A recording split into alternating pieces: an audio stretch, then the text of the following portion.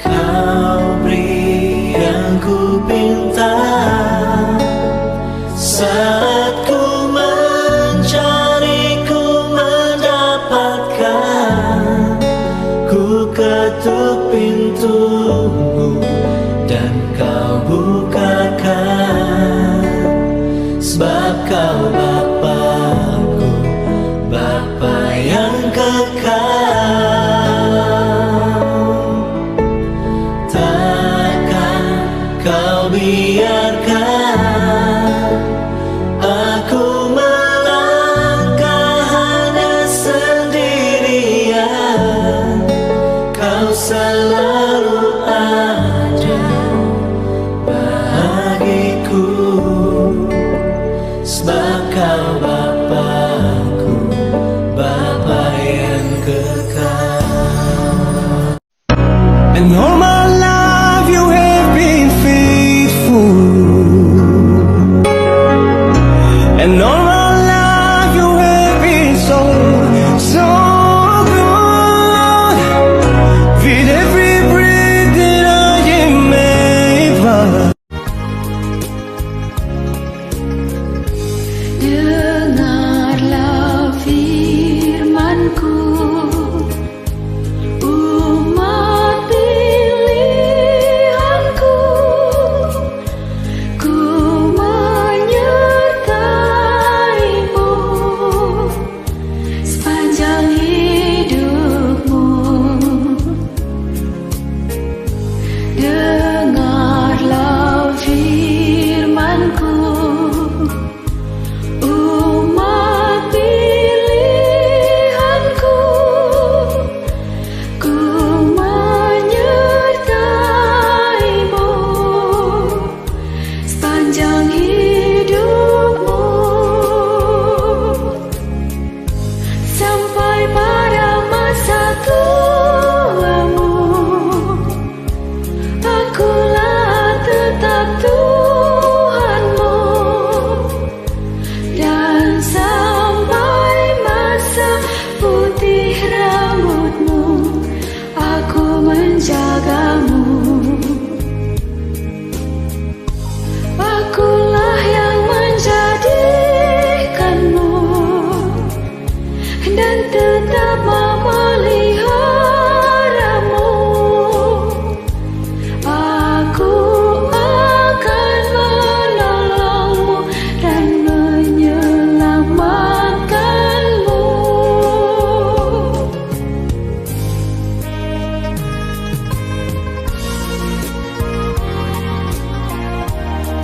Salam cinta kasih dari Glory Voice Family.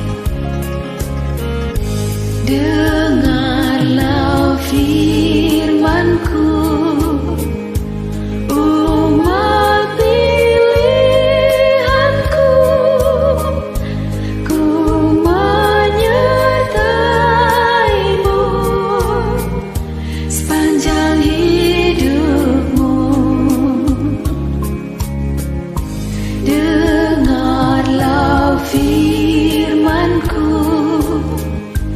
umat pilihan-Ku. Ku menyertai-Mu sepanjang hidupmu, sampai pada masa tuamu. Akulah tetap Tuhanmu.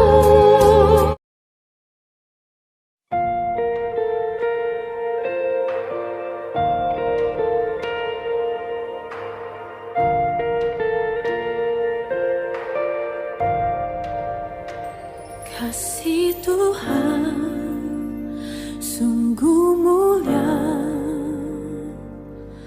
tulus dan sempurna mengasihiku. Pengorbanan di Kalvari sungguh berharga, kau tebus dosaku. Terpujilah Tuhan Yesus, ditinggikan di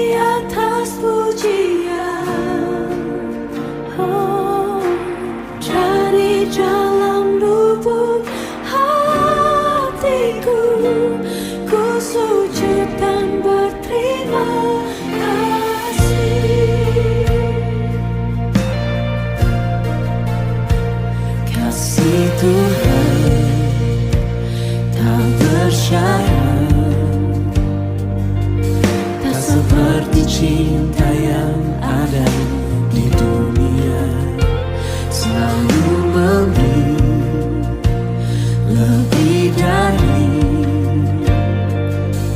yang layak ku terima di hidupku. Terpujilah Tuhan Yesus, ditinggikan di atas pujian. Dari dalam lubuk hatiku, ku sujud dan berterima kasih. Terpujilah Tuhan Yesus, ditinggikan di atas pujian. Oh, dari dalam lubuk hatiku, ku sujud dan berterima kasih.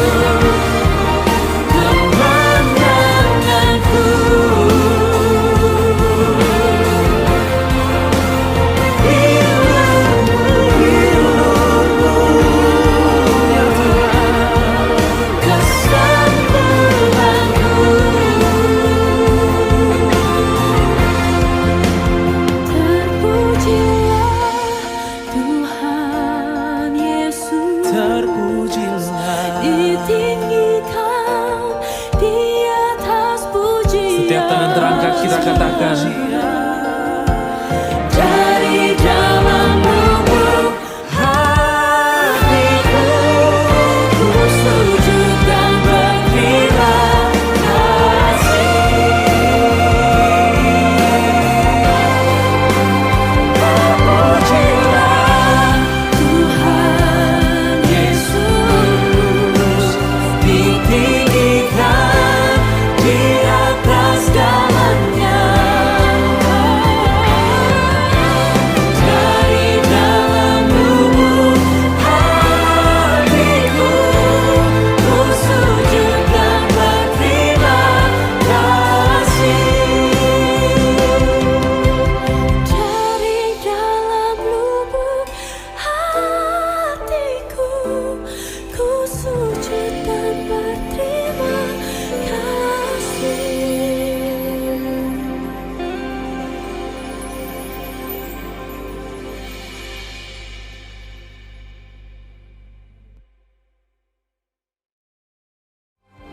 Pujilah Tuhan Yesus, ditinggikan. Orang yang tahu sejarah itu minim untuk tergelincir di masa depan.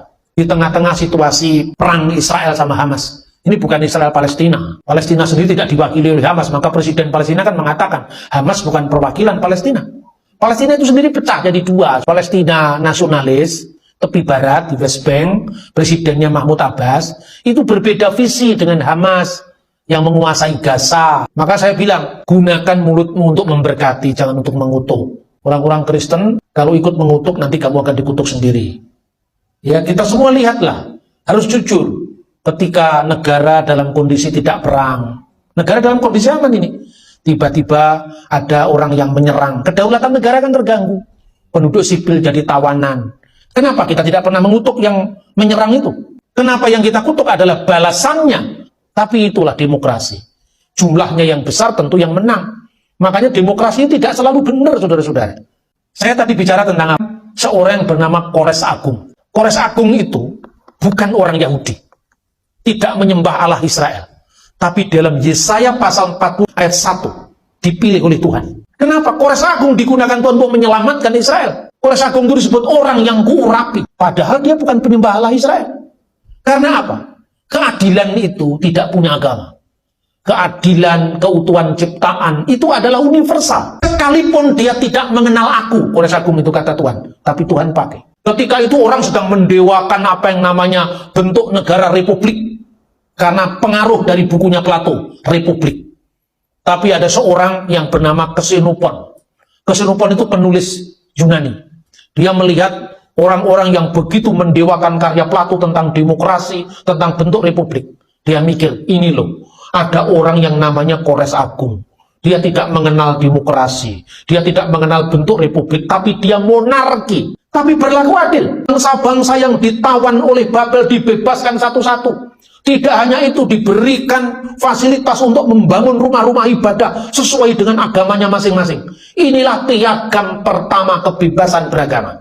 Tahun 539 sebelum Masehi. Karena itu Xenophon karena tergerak hatinya oleh keadilan yang dijalankan oleh Kores itu, dia menulis buku. Judulnya adalah Quiropedia, Kehidupan Kores Agung.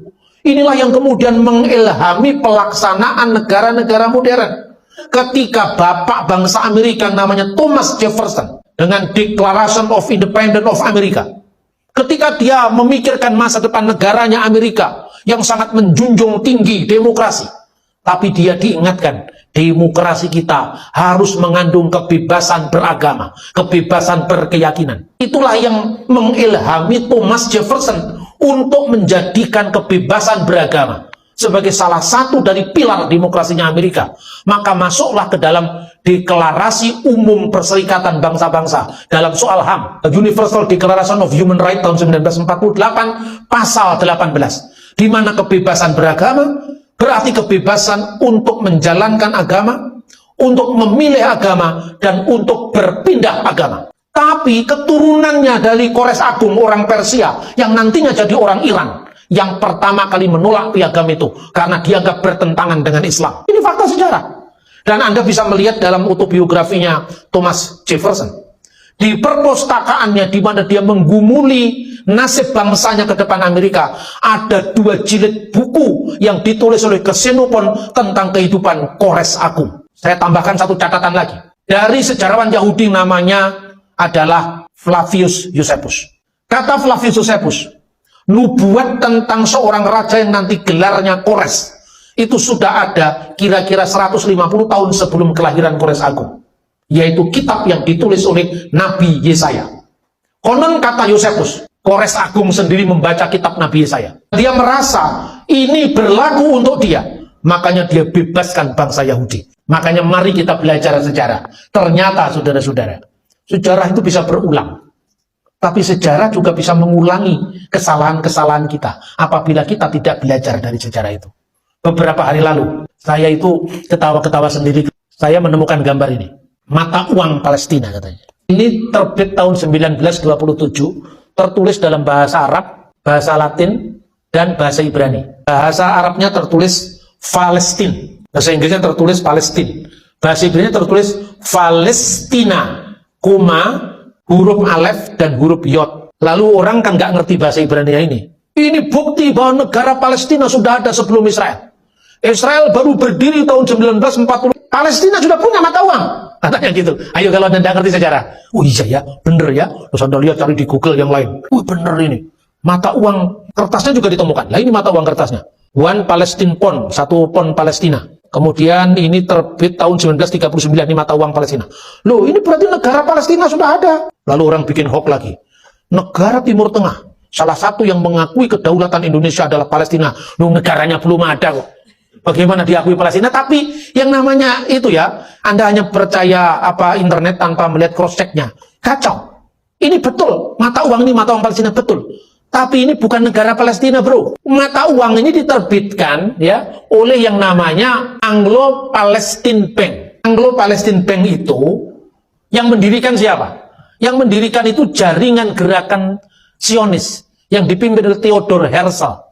Dan bank ini namanya Anglo-Palestine Bank ini berdiri tahun 1902. Karena apa?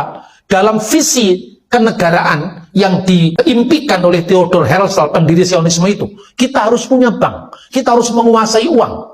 Lalu mereka mendirikan bank dinamakan Anglo-Palestine Bank. Bank itu yang sekarang menjadi Bank Leumi di Israel.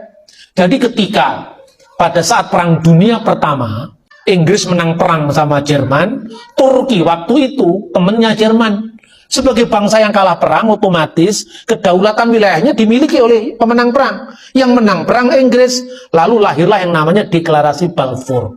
Ketika Palestina, tempat yang namanya Palestina, teret Israel itu, di bawah mandat Inggris, inilah mata uang yang berlaku. Yang tanda tangan ya ini adalah orang mandat Inggris juga, ini tertulis di sini. Nah kemudian yang kedua orang lupa, ada di situ tertulis Ibraninya itu Palestina. Kemudian koma, alef, yod itu artinya apa? Alef itu eret, yod itu Yisrael. Jadi Palestina, eret Yisrael. Palestina, tanah Israel. Jelas ya? Jadi ini bukan mata uang negara Palestina. Negara Palestina belum ada. Negara Palestina adanya setelah PLO, Yasser Arafat. Ya? Karena apa? Menandatangani perjanjian damai sama Israel. Maka muncullah otoritas Palestina. Tahun 2006, Hamas itu menang dalam pemilu di Palestina. Akibatnya Palestina pecah jadi dua. Satunya di bawah Mahmud Abbas, yang ini damai-damai saja dengan Israel, yang Hamas bermusuhan dengan Israel, karena mereka tidak mengakui eksistensi negara Israel dari peta bumi ini. Jadi benar apa enggak kita demo bela Palestina? Itu salah. Demo bela Palestina itu bela Hamas, bukan bela Palestina. Orang negara Palestina tidak merasa terbela oleh kita. Ini memang pahit tapi mesti disuarakan. Sebab kita nggak bisa menciptakan perdamaian dengan kebohongan. Banyak orang menjadikan rumah sakit supaya nanti kalau ada sesuatu, rumah sakit dibom oleh Israel. Terus kemudian orang-orang sedang, ini Kristen ini gimana sih? Itu ada gereja ortodok dibom sama Israel kok diam saja? Karena dia tahu situasi yang sebenarnya di sana. Dan kalau Indonesia itu mau jadi negara non-blok, dia tidak boleh blok salah satu. Mestinya didengar Palestina dan Israel. Ini enggak yang didengar Hamas. Sama dengan Anda mendengar Indonesia. Jangan hanya mendengar PKS. Anda mesti mendengar PDI Perjuangan yang mayoritas. Anda masih mendengar suara resminya pemerintah apa. Itu yang terjadi. Makanya saya sangat menyayangkan bagaimana Pak Presiden sampai ikut mengutuk. Ibu Menteri Luar Negeri sampai mengutuk. Tanpa melihat situasinya. Gerakan teror ini kemudian lewat itu Black Sabbath itu. Dan orang-orang yang kenapa Menteri Luar Negeri kita tidak ikut? Kami mengutuk serangan terhadap masyarakat sipil dalam keadaan damai, tidak dalam keadaan perang, kan gitu kan? Kalau dalam keadaan perang, di tengah perang karena membela diri negaranya, sekarang baru gencatan senjata. Siapa yang bisa jamin mereka tidak menghidupkan sel-sel terorisme lagi? Bagaimana negara kita ini mau di mata Tuhan adil kalau kita tidak berdiri di atas semua pihak yang bersengketa? Hanya dengan satu yang kita dengar. Nah makanya saya uraikan dengan sejarah yang panjang lebar supaya kita ini tidak kehilangan referensi untuk kita bersikap secara bijak. Yesus ajarkan, kalau orang itu nggak usah ada kutukanlah, memberkati saja. Ketika Anda mengutuk orang, dirimu sendiri juga diliputi oleh kebencian. Orang yang diliputi kebencian itu menyebabkan sakit. Kalau kita bisa memberkati orang lain dan membuat tersenyum, kenapa kita harus mengutuk dan dongkol? Sumber segala penyakit itu kedongkolan dan kebencian. Jadikanlah dirimu bersih agar menjadi berkat bagi sebanyak mungkin orang, termasuk untuk diri kita, keluarga kita, bangsa kita, dan umat manusia sesama kita. Mari saudara-saudara, kita gunakan mulut kita untuk memberkati, bukan untuk mengutuk. Shalom, Tuhan memberkati kita. Amin.